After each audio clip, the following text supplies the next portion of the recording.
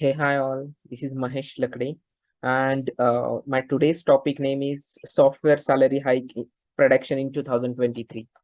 So this is everyone's favorite topic, and uh, many people have the interest in this. Okay, so that's why I come up with this topic, and this survey is done by Aon Private Limited, and the expected hike will be 10.4 in 2023. This will be for e-commerce, IT professionals, and finance sector, and for other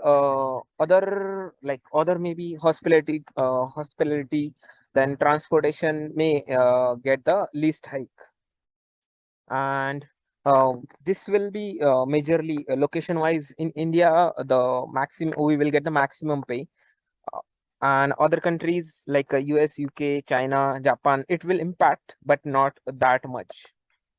And this survey from Aeon and another survey from Mint, they also predicted similar hike, 10.4%.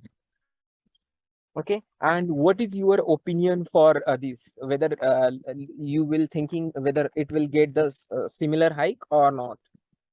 Please comment in the box, and thanks for watching, and please subscribe my channel.